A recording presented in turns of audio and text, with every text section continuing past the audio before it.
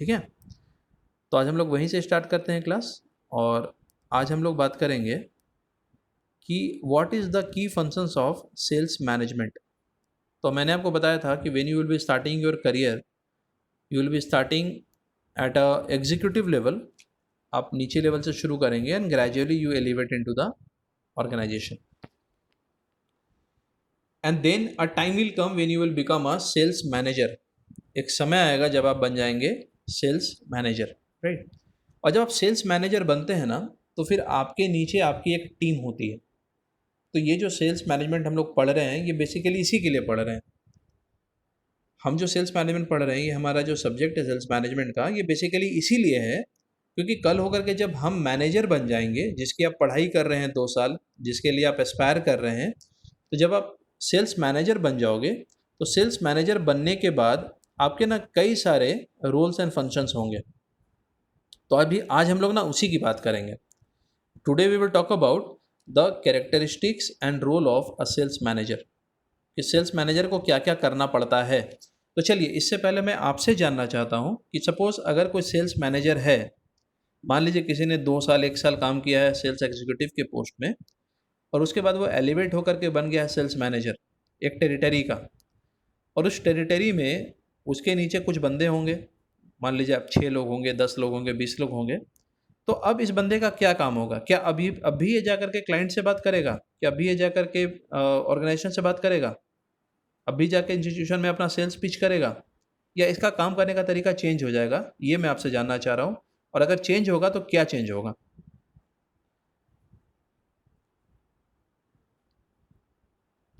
आपको sir change question होगा। Clear है?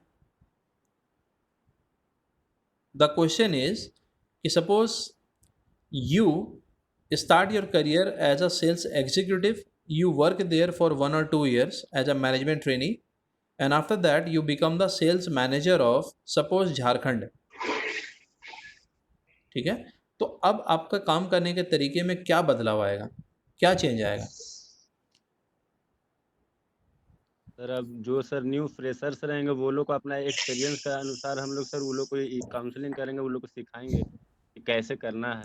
Very good. सर रिस्पॉन्सिबिलिटी बढ़ जाएगा। हाँ, किस तरह की रिस्पॉन्सिबिलिटी बढ़ेगी आशीष? सर वर्कलोड ज्यादा हो जाएगा। किस तरह का वर्कलोड होगा? मतलब जिस तरह पहले वर्कलोड होता था कि हाँ भैया आपको क्लाइंट से मिलना है, इतना करोड़ का आपको सेल्स जनरेट करना है, ये आपका टारगेट है, तो वर्कलोड वही रहेगा या उसके अलावा भी कुछ वर्कलोड होंगे? सर नहीं बता पाएंगे आप। कोई बात नहीं, कोई बात नहीं, लेकिन हाँ वर्कलोड सर ये सही कहा है। इनिशियल फेज के जो फ्रेशर रहेंगे उनको ट्रेनिंग भी प्रोवाइड करना, टारगेट भी हम मतलब ऐसा अगर लीडिंग सक्सेस में जाते हैं तो उनको ट्रेनिंग भी प्रोवाइड करना होगा, टारगेट भी प्रोवाइड करना होगा, वर्कलोड इस फेनोमेना में बढ़ जाएगा। Very good Chinmay, very good, very good. और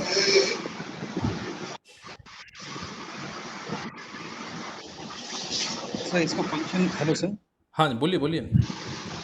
सर विनोद सर, इसका अभी it will more of a managerial function which he will be doing in the sense motivation of the member under him, plus overall sale development strategies भी, शायद strategies भी implement कर सकता है थोड़ा सा, अगर कुछ सेल बढ़ाना हो किसी एरिया का। Rightly rightly said Vinod ji.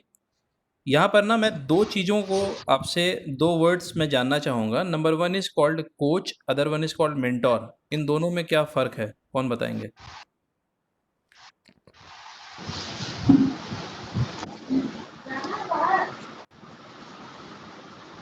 Sir coach सिखाते हैं, मेंटर गाइड करते हैं। सर हाँ हाँ सर मेंटोर का काम होता है सर रास्ता दिखाना। हाँ हाँ, वेरी गुड। मेंटोर का काम होता है रास्ता दिखाना, और जो कोच होते हैं ना उस रास्ते पे चलना सिखाते हैं सर। अच्छा तो सर हाँ जी। सर मेंटोर का एग्जांपल सर हम लोग कृष्ण भगवान को ले सकते हैं इन महाभारत में जो उनका रोल प्ले हुआ था, उनसे उनको मेंटोर ये बोल सकते हैं। और कोचिंग में सर जैसे रवि शास्त्री अभी कोचिंग दे रहे हैं इंडिया का। हाँ, तो महाभारत में कोच जो थे वो थे द्रोणाचार्य, है ना? Yes sir. और मेंटर थे श्री कृष्ण। चलिए, बहुत अच्छा एग्जाम्पल दिया आप लोगों ने। यस मैं सर। इसको थोड़ा सा यहाँ पे कट कर रहा हूँ डिस्कशन को और वापस आता हूँ। देखिए, once you become a sales manager then you get lot of new responsibilities. और अब जो रिस्पॉन्सिबिलिटी आती है ना, वो रिस्पॉन्सिबिलिटी आती है as a mentor and as a coach. पहले आप काम करते हैं एज अ प्लेयर। ये बात समझो कि जब आप एक टीम के प्लेयर होते हैं तो आप अलग तरीके से परफॉर्म करते हैं। Suppose a player who is in Indian team, suppose that player could be Mohammed Shami, that player could be suppose Virat Kohli. तो once you are a player तो आपका काम करने का तरीका अलग होता है। लेकिन जैसे जैसे आप एलिवेट होते हैं और ऊपर पहुंचते हैं, सपोज आप कैप्टन बन जाते हैं, कैप्टन बनने के बाद सपोज अगर आप कोच हो जाते हैं, मैनेजर हो जाते हैं टीम के, तो फिर ना आपके जो वर्क डायनेमिक्स हैं वो भी चेंज हो जाती हैं। और सिमिलरली जब आप एक सेल्स मैनेजर बनते हैं, जब आप एलिवेट होते हैं फ्रॉम द सेल्स एग्जीक्यूटिव और जब आप सेल्स मैनेजर बन जाते हैं, तो ना आपके पास और रिस्पॉन्सिबिलिटी आ जाती है, आपकी टेरिटरी बन जाती है, आपके नीचे लोग आ जाते हैं। और अब आपको जो सबसे बड़ा काम करना पड़ता है वो होता है मैन मैनेजमेंट का, अपने वर्कफोर्स को मैनेज करने का, आपके नीचे जो लोग हैं उसको मैनेज करने का। यानी कि अब आपको काम करना पड़ता है as a coach and as a mentor. आपको दोनों काम करना पड़ता है। आप एक कोच के तौर पे भी काम करते हैं जहाँ पर आप अपने जूनियर्स का स्किल डेवलप करते हैं। और दोस्तों यही कारण है कि अगर आप किसी अच्छे सेल्स मैनेजर को देखें, आप पाएंगे कि वो एक अच्छा टीम प्लेयर बन जाता है। I am talking about a good sales manager. ये मतलब फांदेबाज लोग नहीं, जो जैसे तैसे करके ऊपर उठ जाते हैं, वो नहीं। If you see a good sales manager, he knows how to cultivate productivity in the team. ठीक है, तो अभी जो हम लोग बात करने जा रहे हैं वहाँ पे हम बात करने जा रहे हैं सेल्स मैनेजर का as a leader, as a coach and as a mentor. और ये तमाम चीज़ें ना आप लोग को करना पड़ेगा after 3 to 5 years down the line. अगले 3 से 5 साल में जब आप एक मैनेजर पोजीशन में पहुंच जाएंगे, जब आपको अपने नीचे लोग मिलेंगे, अपने नीचे जब टीम मिलेगी, तब आपको क्या करना पड़ेगा, that is what we are going to discuss now. तो चलिए देखते हैं सबसे पहले what is the nature and role of a sales manager. करते क्या है ये? नंबर 1, जो सेल्स मैनेजर का काम है किसी भी ऑर्गेनाइजेशन में जनरली, वो ये है to determine the sales force objectives and goal. इसका ये मतलब है कि सेल्स मैनेजर क्या करते हैं, दे डिटरमाइन कि what would the objective of their sales force. Now suppose if you are working for a company, जैसे हम लोगों ने लास्ट क्लास में बात करी थी एशियन पेंट्स की, और मैंने उसके बाद ना एक न्यूज़ पढ़ा उसी दिन मतलब यू वोंट बिलीव, उसी दिन न्यूज़ आई है कि एशियन पेंट ने कहा है कि they are not lay off, they are not shaking any of the employ, in fact they are raising their pay. आपने ये न्यूज़ पढ़ा था क्या? हेलो? यस सर मैंने पढ़ा था। यस हाँ, तो अगर आप उस कंपनी का मतलब अगर ये न्यूज़ देखें लास्ट वीक का ही, और मुझे अच्छा लगा चूंकि ना हम लोगों ने उसी सुबह बात की है इस कंपनी की, और उसके बाद ये कंपनी कह रही है कि यस नहीं, in the tough time we are always there with our employ. और देखिए यही खासियत होती है अच्छी कंपनी की, यही खासियत होती है एक अच्छे कल्चर की। तो वो कंपनी कह रही है कि no, in the tough time we are always there with our employ and at the same time we will be hiking the salaries of our employees. और अगर इस तरीके से जब आप एक एम्प्लॉय को मतलब केयर करते हैं, इस तरीके से आप एम्प्लॉय के लिए सोचते हैं, तो एम्प्लॉय भी चाहता है कि नहीं, what ever I can do for the company I should do it. तो यहाँ पर ये होता है कि जो सेल्स मैनेजर होते हैं उनका एक काम ये है कि वो डिटरमाइन करते हैं कि what would be the objective and the goal of my team. अब इनके नीचे जितने लोग काम कर रहे हैं, सपोज उनके नीचे 16 लोग काम कर रहे हैं, ये क्या करते हैं कि 16 लोगों के हिसाब से ना उनका ऑब्जेक्टिव तय करते हैं, उनका गोल तय करते हैं, उनका टारगेट तय करते हैं। ये तय करते हैं कि कौन सी टेरिटरी से कितना सेल्स आ सकता है। Suppose if someone is a sales manager of Jharkhand और उसके नीचे 6 बंदे काम कर रहे हैं looking after the 6 different market.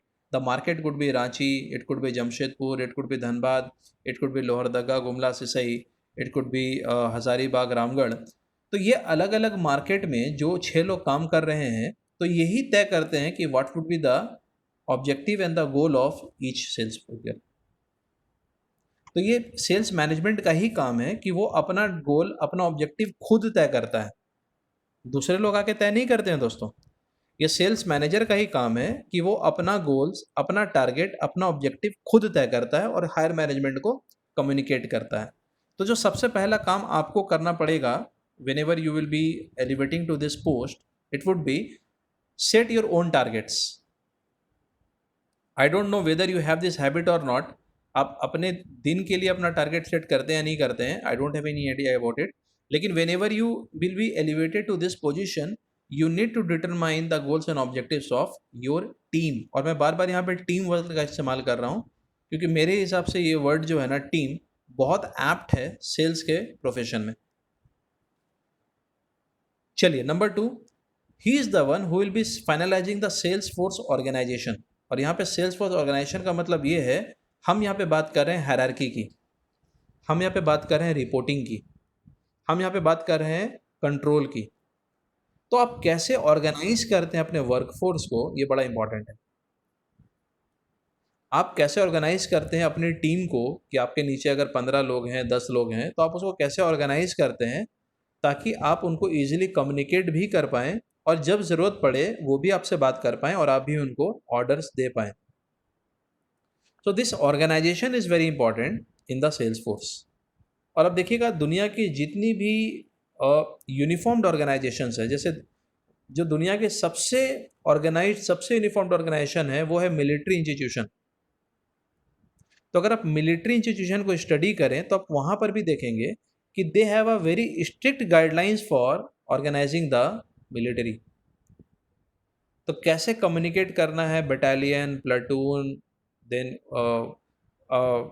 Particular wing, तो उनको पता है। सिमिलरली ऑर्गेनाइजेशन में भी जो सेल्स फोर्स होती है उसको कैसे ऑर्गेनाइज करना, ये सेल्स मैनेजर को आना चाहिए। आप देखिएगा उसके बाद में लिखा हुआ है साइज, सेल्स फोर्स साइज। तो ये आपको तय करना है कि what would be the size of sales force in your territory. It is the role of a sales manager to tell higher management कि I need 15 people in Jharkhand, I need 32 people in western UP. अगर आप western UP में हैं तो आपको तय करना है कि आपको कितने लोग चाहिए वहाँ पे काम करने के लिए, कितनी ज़रूरत है। ऐसा नहीं है कि आप बोले कि नहीं मेरे को तो लोग चाहिए और हम 50 लोग को ले लें, जबकि 50 लोगों की ज़रूरत ही नहीं है आपकी टेरिटरी में। तो ये आपको तय करना है कि what will be the size of sales force. अब जरा एक बात सोचना कि अगर हम ज़रूरत से ज़्यादा लोगों को रिक्रूट कर लें तो कंपनी का एक्सपेंसेस बढ़ जाएगा, कंपनी लॉस में जाने लग जाएगी। और अगर हम ज़रूरत से कम लोगों को रखें, अगर हम अंडर पॉपुलेशन रखें, अंडर रिक्वायरमेंट टीम रखें, तो उससे क्या होगा, हम मार्केट को प्रॉपरली केटर नहीं कर पाएंगे। तो मैं इस सब्जेक्ट में आपको सिखाऊंगा, आपको बताऊंगा कि what would be the adequate size of a sales force for any market. किसी भी मार्केट में कैसे तय करते हैं कि मुझे कितने लोगों की ज़रूरत है, ये मैं आपको सिखाऊंगा। हमारे सिलेबस में है ये पार्ट, ठीक है, मैंने ही डाला इस पार्ट को। तो हम लोग सीखेंगे how to decide the size of a sales force. Sales force का साइज कितना होना चाहिए, हम कैसे डिसाइड करते हैं। देन टेरिटरी, यहाँ पर टेरिटरी का मतलब 2 है। यहाँ पर टेरिटरी का मतलब है जियोग्राफिकल एरिया, पहला। तो ये सेल्स मैनेजर है जो पूरी की पूरी टेरिटरी को बांटता है। वो बताता है कि कौन सा सेल्स का बंदा किस टेरिटरी में काम करेगा। तो वो एक बंदे को रिक्रूट करता है और बताता है कि भैया तुम्हारा काम होगा पूरा का पूरा रांची और आउटर। दूसरे को बोलता है तुम्हारा काम होगा रामगढ़, हजारीबाग, गोमो, बोकारो। तीसरे को रिक्रूट करता, बोलता तुम्हारा काम होगा धनबाद। तो ये क्या हुआ कि हम लोगों ने ना जियोग्राफिकल क्लासिफिकेशन किया है पूरे के पूरे मार्केट का, और उसको एक एक बंदे को असाइन कर दिया है, या वहाँ पर कुछ बंदे असाइन कर दिए हैं। तो वो ये जियोग्राफिकल क्लासिफिकेशन है, इसको हम लोग बुलाते हैं टेरिटरी। याद रखिएगा, जो जियोग्राफिकल क्लासिफिकेशन है इसको हम लोग बुलाते हैं टेरिटरी। नंबर 2, मैंने बताया ये पहला तरीका है। नंबर 2, कई बार कंपनी क्या करती है, according to the type of client वो भी टेरिटरी बांटती है। According to the type of client वो भी टेरिटरी बांटती है। फॉर एन एग्जाम्पल, हो सकता है कि एक कंपनी चैनल सेल्स के लिए, चैनल मैनेजमेंट के लिए एक अलग लोगों को रख ले और बोले कि भैया तुम्हारा जो टेरिटरी है वो सिर्फ डिस्ट्रीब्यूटर्स है इन झारखंड। जो दूसरा बंदा है उसको वो कहती है कि तुम्हारी टेरिटरी है की अकाउंट्स। आप याद होगा हम लोगों ने लास्ट क्लास में बात की थी की अकाउंट्स की, कि तो तुम्हारा जो टेरिटरी है that is only bigger institutions. तीसरा आदमी को वो बोलती है कि तुम्हारी जो टेरिटरी है दैट इज ओनली इंडस्ट्रीज। तो हमने क्या किया, दो तरीके से टेरिटरी बांटा है। Number 1 is on the basis of geography and number 2 is on the basis of types of customers.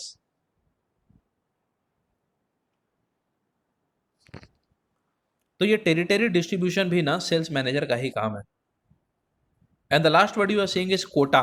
ये कौन बताएगा कोटा क्या होता है? कोटा का क्या मतलब है?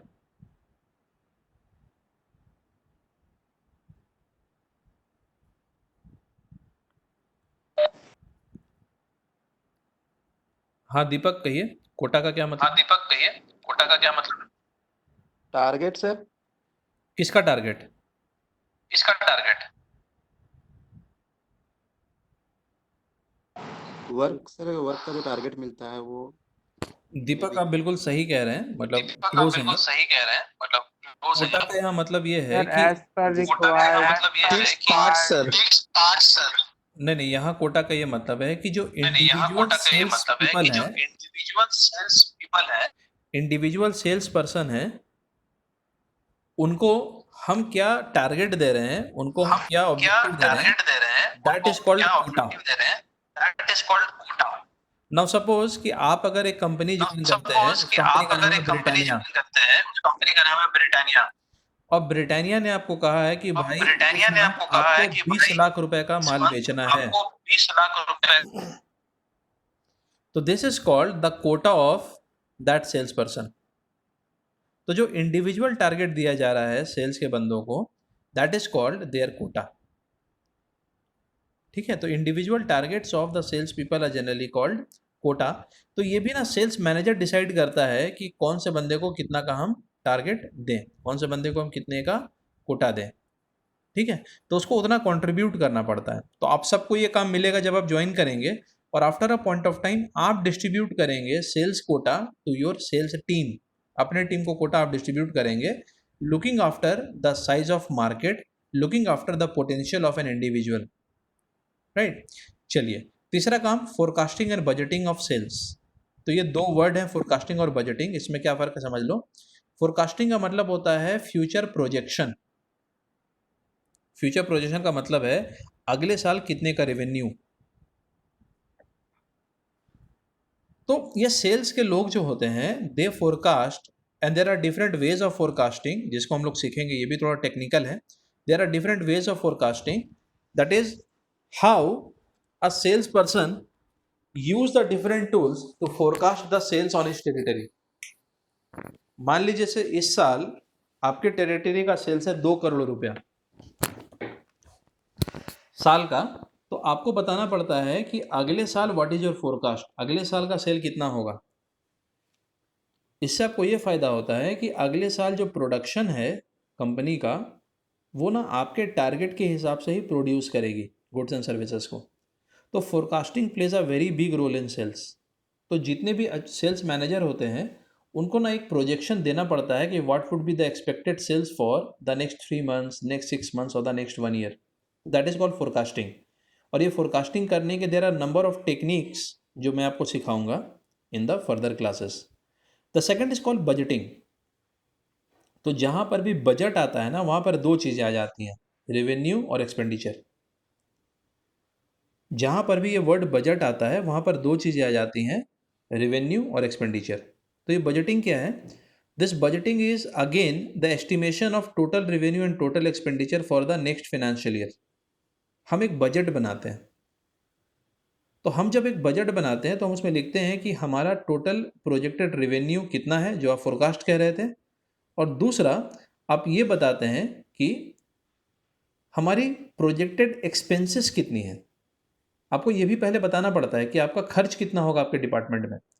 मैंने आपको बताया था कि सेल्स एंड डिस्ट्रीब्यूशन में कंपनी के लगभग 30% खर्च होते हैं पैसे। मतलब जो भी उनका एमआरपी है, जो भी उनका रेवेन्यू है, जो भी उनका टर्नओवर है, लगभग 20 to 30% पैसा जो है ना वो इधर ही खर्च होता है, सैलरी देने में, एक्सपेंसेस में, बोनसेस में, इंसेंटिव में, डिस्ट्रीब्यूटर को मार्जिन देने में। तो ये आपको तय करना है कि what would be the budget for the next year, ताकि जो आपका फिनांस डिपार्टमेंट है वो उतना पैसा आपके लिए असाइन कर पाए। नहीं तो फिर आप बोलेंगे नहीं मेरे को ये काम करना, बोलेगा पैसा ही नहीं है, तब आप क्या करेंगे? तो आप बताएंगे कि भैया मैंने तुम्हें पहले बताया था कि अभी पूजा के टाइम में, अभी जो सितंबर के बाद जो सीज़न शुरू होगा उसमें मुझे मार्केट में इतना खर्च करना है, मेरी इतनी बजट है। तो सेल्स मैनेजर का जो अगला काम है वो ये है फोरकास्टिंग और बजटिंग। तो वो फोरकास्ट करता है, वो बताता है कि फ्यूचर में हमारी कितनी सेल्स आ सकती है, और वो एक बजट बना करके देता है, ये बताते हुए कि मेरे कितने पॉसिबल एक्सपेंसेस हैं जो मुझे खर्च करने पड़ेंगे। ठीक है, ये इसका तीसरा काम है। तो पहला काम क्या था? पहला काम था determining the sales force size objective. दूसरा काम था deciding on the organisation, deciding on the size, territory and quota. अब ये सब टेक्निकल टर्म्स हैं, तो इन टेक्निकल टर्म्स को हम लोग आगे भी इस्तेमाल करेंगे, तो इट वुड बी बेटर कि आप इसको अच्छे से समझ लें। Number 3 is forecasting and budgeting. अगला काम क्या करना पड़ता है? They use to select, recruit and train the sales force. अब आप कहेंगे सर ये तो एचआर का काम है। मैं कहूँगा नहीं, इस काम में भी सेल्स मैनेजर को इनपुट्स देने पड़ते हैं। ये सेल्स मैनेजर ही है जो सेलेक्ट करता है अपनी टीम को। ये सेल्स मैनेजर ही है जो चुनता है कि कौन मेरे टीम में काम कर सकता है, कौन मेरे टीम में आ सकता है। और यही कारण है कि जितने भी रिक्रूटमेंट्स होते हैं in the sales profession, mainly these recruitments are headed by the sales managers. तो फिर आप पूछेंगे एचआर का काम क्या है सर? तो मैं कहूँगा एचआर का फिर काम होता है सेकंड राउंड, थर्ड राउंड जो नेगोशिएशन होता है और बाकी फॉर्मेलिटीज़ होती हैं वो करना। इसीलिए एक सेल्स मैनेजर को ना अच्छी जानकारी होनी चाहिए फाइनेंस की भी और एचआर की भी। तो जितने भी अच्छे सेल्स मैनेजर हैं, आप देखिएगा they are very good recruiters. और सेल्स मैनेजर के पास एक नैक है, वो नैक ये है कि वो ना बंदे को देखते के साथ बता देता है कि हाँ ये बंदा काम करने लायक है या नहीं। तो आप पाएंगे कि जितने भी हमारे पास कैंपस रिक्रूटमेंट में आते हैं कंपनीज, जितने भी लोग हमारे यहाँ कैंपस रिक्रूटमेंट में आते हैं, यू विल फाइंड कि most of the time some of the other way sales people accompanies the recruitment team. जो टीम आती है रिक्रूटमेंट के लिए, किसी भी कैंपस में आप बात कर लें, इनफैक्ट अगर आप कंपनी में जाते हैं कैंपस मतलब ऑफलाइन रिक्रूटमेंट के लिए, ऑफ कैंपस रिक्रूटमेंट के लिए, तो यू विल फाइंड कि वहाँ पर भी ना आपको सेल्स के लोग से ही मिलना पड़ेंगे और उसके बाद रोल शुरू होता है दूसरे का। तो जो सेल्स मैनेजर होते हैं उनमें एक अच्छी बात क्या है कि दे सेलेक्ट देयर ओन टीम। अपनी टीम, अपने लोग वो खुद से सेलेक्ट करते हैं, और सेलेक्ट करने के बाद वो करते क्या हैं, ट्रेनिंग भी वही देते हैं दोस्तों। तो ये काम आपको करना पड़ेगा। अब आप खुद से ये सोचिए कि कल होकर के आप जब सेल्स मैनेजर बनेंगे तो आप कैसे रिक्रूट करेंगे लोगों को। मान लीजिए आप एक कॉलेज में जाते हैं, उस कॉलेज का नाम है केजरीवाल इंस्टीट्यूट ऑफ मैनेजमेंट, वहाँ पे 25 बच्चे हैं लेकिन आपको लेना 2 ही है, क्योंकि आपकी कंपनी का जो अभी पॉलिसी है या कंपनी का जो बजट है उसके हिसाब से 2 ही बच्चे चाहिए। लेकिन आप जा रहे हैं अपने आप एलुमनाई हैं, आप अपने एल्मा मेटर के पास जा रहे हैं, तो क्या आप 25 ही को ले लेंगे? नहीं, पॉसिबल ही नहीं है, आप 25 को नहीं ले सकते हैं, आपको ज़रूरत तो 2 ही की है। तो ये 2 कौन होंगे? आपको ये सोचना है कि ये 2 कौन होंगे और आप किस बेसिस में उनको सिलेक्ट करेंगे। सिमिलरली मान लीजिए अगर आपके लिए कोई आती है, आपके कैंपस के लिए अगर कंपनी आती है एक जॉब के लिए, तो आपको ये सोचना है कि वो किस तरह का बंदा चाहती होंगी अपने अंदर, कैसे लोगों को चाहती होंगी कि वो काम करे। आपको क्या करना है, आपको वैसा बनने की कोशिश करनी है, ठीक है। और उसके बाद बात की गई है ट्रेनिंग द सेल्स फोर्स। तो आपको ट्रेन भी करना है, क्योंकि जो लोग आप ले रहे हैं, जो लोग आपके अंडर ज्वाइन कर रहे हैं, ये लोग बिल्कुल नए लोग हैं, इनको मार्केट के बारे में, इंडस्ट्री के बारे में, प्रोडक्ट के बारे में शायद पता नहीं है।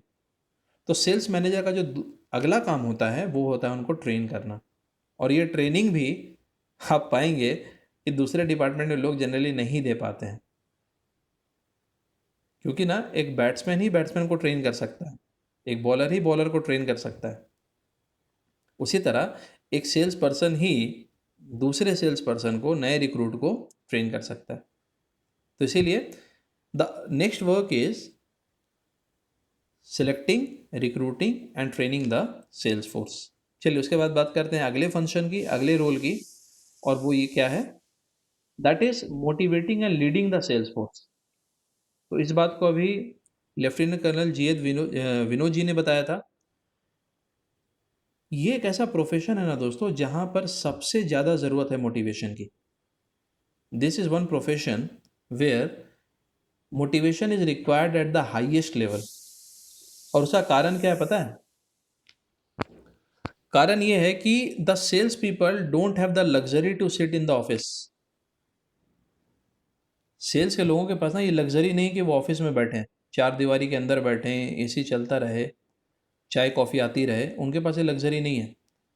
These are the people who are working outside the office of the office, outside the organisation. They are working on the field. ये लोग फील्ड में काम करते हैं। और जब आप लग्जरी से बाहर निकलते हैं, कंफर्ट जोन से बाहर निकलते हैं, तो you need a very good motivation to work outside. तो इसीलिए ना मोटिवेशन की ज़रूरत पड़ती है सेल्स में। दूसरी बात यह है कि this is the only profession जहाँ पर you are listening to noes, every day you are listening to noes. हम लोगों ने बात किया था, एक रिसर्च है यूएस की, और इस रिसर्च में ये कहा गया it needs approximately 4 to 5 calls to close one sale। 4 से 5 कॉल आपको करने पड़ते हैं एक सेल को क्लोज करने के लिए। ये एक ऐसा डिपार्टमेंट है जहां पर आपको सबसे ज़्यादा नहीं सुनने को मिलते हैं, और अगर आप सबसे ज़्यादा नहीं सुनते हैं ना, तो ये ऑब्वियस सी बात है कि आप डिस्करेज होते हैं, डिमोटिवेट होते हैं। ऑब्वियस सी बात है। सपोज करो आपको हर चीज़ के लिए नहीं सुनना पड़े। आप घर में बोले कि मम्मी खाना है, बोल दे नहीं। बोले हम सोने जा रहे हैं, बोल दे नहीं। क्या हम बाहर जा सकते हैं? नहीं। अगर आपको इतना नहीं सुनना पड़े ना एक दिन में, ऑब्वियस सी बात है कि आप थोड़ा फ्रस्ट्रेट होते हैं। तो सेल्स के लोगों के साथ ना यही एक सबसे बड़ा चैलेंज है, वो ये है कि इन लोग सबसे ज़्यादा नो सुनते हैं। और अगर आप सबसे ज़्यादा नो सुनते हैं तो you need someone who can motivate you, who can guide you. और यहाँ पर सेल्स मैनेजर का रोल आता है एज अ मेंटोर। तो सेल्स मैनेजर यहाँ पे क्या करते हैं, they play a role of a mentor, और वो अपने लोगों को हमेशा चार्ज करते हैं, मोटिवेट करते हैं। वो जानते हैं कि किस फ्रेम ऑफ माइंड से एक जूनियर गुजर रहा होगा, क्योंकि वो खुद उस चीज़ को देख करके आए हैं, वो खुद इन चीज़ों को उन्होंने एक्सपीरियंस करा है, right. So here you need to motivate your team, you need to charge up your team always, because you know कि this job is a challenging job. ये आसान नहीं है, ये जॉब आसान नहीं है कि आप एक सुबह 9 बजे ऑफिस में बैठ गए किसी चेयर, ऐसी केबिन में, चेयर में, और आप 5 बजे वहाँ से निकल गए। तो ये वैसा आसान जॉब नहीं है। हम लोग आसान काम करने के लिए नहीं बने यार। हम लोग हमेशा मुश्किल काम करते हैं, और मुश्किल काम करने के लिए ना आपका मोटिवेशन भी हाई होना चाहिए। तो जो सेल्स के लोग होते हैं ना, they are a very good motivator. If you see good sales manager, they are a very good motivator, they are a very good team player, and they become a leader. अब यहाँ leader का मतलब ये नहीं कि ये हाय हाय करे, उसको जिंदाबाद करें, दिस नॉट अ लीडर। यहाँ लीडर का मतलब ये है कि these are the people who create leader within the team.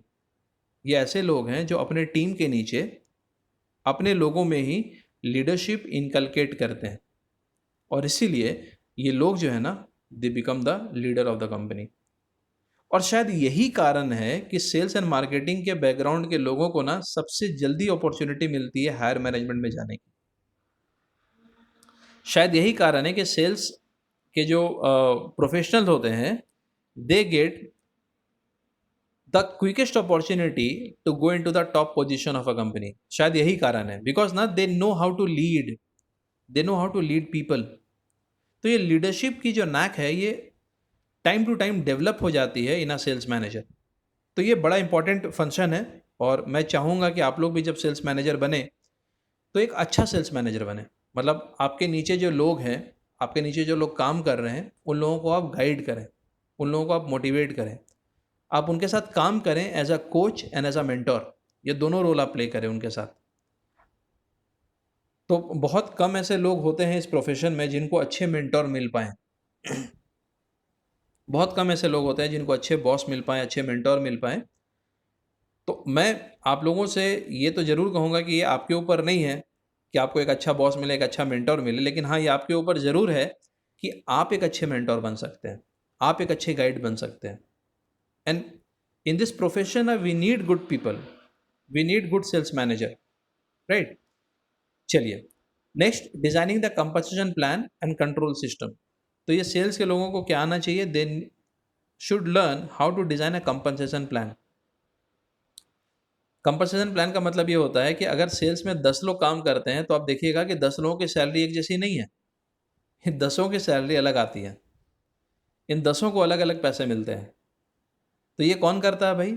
ये काम भी सेल्स का ही बंदा करता है, ये काम भी सेल्स का ही बंदा HR के साथ मिल करके बताता है कि हाँ, इसको हम कितने में हायर करना चाहेंगे, जो हमारा ये एम्प्लॉय है वो कितने वर्थ का है, उसको हम कितना पैकेज दे सकते हैं।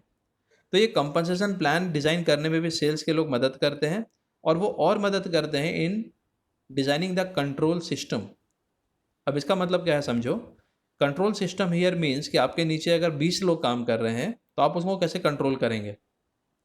तो एक तरीका तो कंट्रोल करने का ये है कि हम उनसे डेली का रिपोर्ट मांगते हैं। तो हर दिन वो जो काम करते हैं तो अपने काम का वो एक रिपोर्ट बना करके शाम में भेजते हैं। हम लोगों को भी भेजना पड़ता था। नंबर 2, दूसरा तरीका ये है कि आजकल कंपनी ना PDA डिवाइस दे रही है अपने बच्चों को। बच्चे मतलब सेल्स के बच्चों को, जो सेल्स में काम कर रहे हैं, वो PDA डिवाइस दे रही है, पर्सनल डिजिटल एक्सेस डिवाइस दे रही है। और ये डिवाइस में ना GPS इनेबल्ड है ये डिवाइस। तो वो जहाँ जहाँ पे जा रहे हैं, जो जो काम कर रहे हैं, वो ट्रैक होता जा रहा है। तो कोई फाकी नहीं मार सकता है, कोई झूठ नहीं बोल सकता है, ये नहीं बोल सकता कि हाँ सर अभी तो हम तो बोकारो में हैं और वो बच्चा घर हज़ारीबाग में बैठ करके पूड़ी खा रहा है। तो वो नहीं कर सकते आप। तो आप क्या करें, चूँकि आपका जो वर्कफोर्स है ना, आपके जो लोग हैं, आपकी जो टीम है, दे आर रिमोटली लोकेटेड। ये लोग अलग अलग दूर दराज एरिया में हैं, और जब लोग दूर दराज एरिया में रहते हैं तो उनका झूठ बोलना आसान हो जाता है, बचना आसान हो जाता है, मैनिपुलेट करना आसान हो जाता है। तो सेल्स मैनेजर जो होते हैं, दे डिज़ाइन अ कंट्रोल सिस्टम जहाँ पर उनके बंदे, मतलब जो सेल्स के बंदे हैं, वो उनको मैनिपुलेट नहीं कर पाए। और मुझे बड़ा अच्छा लगता है ये कहने में कि अभी जो नई जनरेशन आ रही है ना, ये नई जनरेशन पुराने जनरेशन से स्मार्ट है। You people are smarter than me. और जो आपके बाद के लोग आएंगे ना, वो आपसे भी ज़्यादा स्मार्ट होंगे। इसका ये मतलब है कि अगर आप अपने से ज़्यादा स्मार्ट टीम को अगर आप लीड कर रहे हैं तो आपको भी स्मार्टर बनना पड़ेगा। अदरवाइज़ ये लोग जो हैं वो आप ही को उल्लू बनाएंगे, आप ही को बेवकूफ़ बनाएंगे। साथ साथ में अगर इनकी प्रॉब्लम आती है, मान लो अगर इनकी प्रॉब्लम आती है फील्ड में, तो ये कैसे आपके साथ डिस्कस करेंगे, कैसे आपको अप्रोच करेंगे। तो उसके लिए आपने क्या किया, you have made a control system. और ये कंट्रोल सिस्टम क्या करती है, ये आपके टीम को कंट्रोल करने में काम करती है कि अगर वो टीम डेविएट हो रही है अपनी गोल से, डेविएट हो रही है अपने ऑब्जेक्टिव से, तो आप उसको कंट्रोल कर सकते हैं। ठीक है। और finally designing the career growth plan. Finally designing the career growth plan, which means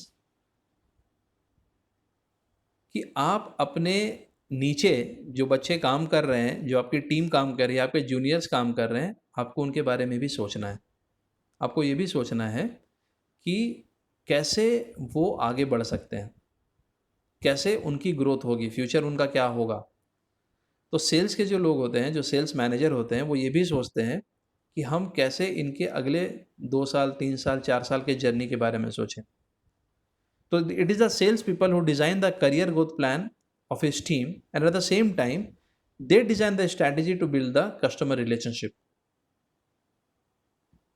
तो मैंने आपको बताया था कि customer relationship plays a very important part in the overall organisation, in the sales and marketing. लेकिन जो कस्टमर रिलेशनशिप बनाने का काम करता है, 1-to-1 कस्टमर रिलेशनशिप जाके बिल्ड करता है, वो आपका यही है, सेल्स टीम ही है। जो 1 to 1 पर्सनल रिलेशनशिप हम बना पाते हैं क्लाइंट के साथ, ह्यूमन रिलेशनशिप जो बना पाते हैं क्लाइंट के साथ, मैं टेक्निकल रिलेशनशिप की बात नहीं कर रहा हूँ, आई am talking about human relationship. तो जो ह्यूमन रिलेशनशिप हम बना पाते हैं, रिलेशनशिप का स्पेलिंग यहाँ पे हो सकता है आप लोग गलत पढ़ रहे होंगे, वो टाइपिंग एरर है, कोई बात नहीं है। तो जो ह्यूमन रिलेशनशिप की आप बात करते हैं इन सेल्स, तो that human relationship is actually created by the sales management team. तो ये 2 काम और कर रहे हैं। सबसे पहले ये अपने जूनियर्स के लिए इनके भविष्य का रास्ता तय कर रहे हैं कि what would be the career growth plan, और दूसरा he is trying to build a good relationship with the key customers. अब गौर करेंगे यहाँ पे की कस्टमर्स लिखा हुआ है, मतलब ये है कि आपको सबके साथ रिलेशन बनाने की ज़रूरत नहीं है। जो आपके इंपॉर्टेंट कस्टमर्स हैं, जो आपके वैल्यूड कस्टमर्स हैं, आपको उनके साथ रिलेशनशिप बनाने की ज़रूरत है। तो चलिए 3 साल के बाद आप क्या काम करेंगे, एक बार उसको फिर से देख लेते हैं। जब 3 साल के बाद आप बड़े आदमी बन जाएंगे, ज़्यादा पैसा कमाने लगेंगे, 10 लाख 15 लाख 20 लाख के पैकेज में आ जाएंगे, आपके नीचे जब टीम होगी तो आप क्या काम करेंगे, जल्दी से देखते हैं। Number 1, you will be determining the size of the sales force, you will be designing the objective and the goals of the sales force। आप तय करेंगे कि कौन किस टेरिटरी में काम करेगा, आप तय करेंगे कि किसका कोटा क्या होगा, किसकी टारगेट क्या होगी, आप तय करेंगे what would be the forecasted sales for the next 5 year, for the next 5 months, 6 months, 1 year. आप तय करेंगे कि what would be the budget, कितना एक्सपेंस हम करेंगे, कितना खर्च होगा हमारे टेरिटरी में, आपकी टेरिटरी में, जिस टेरिटरी में आप लीड कर रहे हैं। आप रिक्रूट करेंगे अपनी टीम खुद से, आप ट्रेन करेंगे उनको, आप उनको मोटिवेट करेंगे, आप उनको लीड करेंगे, उनको एक बेहतर सेल्स पर्सन बनाने में मदद करेंगे। आप डिज़ाइन करेंगे उनका कंपनसेशन प्लान, और आप एक कंट्रोल सिस्टम तय करेंगे उनके लिए। और फाइनली आप ही सोचेंगे कि उनका फ्यूचर क्या होगा, और आप ही कस्टमर के साथ एक अच्छी रिलेशनशिप बनाने में मदद करेंगे। तो मैंने आपको अगले 3 साल 4 साल के बाद आप क्या करने जा रहे हैं उसके बारे में बताया। मैं सजेस्ट करूँगा कि आप क्यों ना इस स्किल्स को आज से ही प्रैक्टिस करना शुरू कर दें। आप इन स्किल्स पे आज से ही काम करना शुरू कर दें, और धीरे धीरे ये तैयारी शुरू करें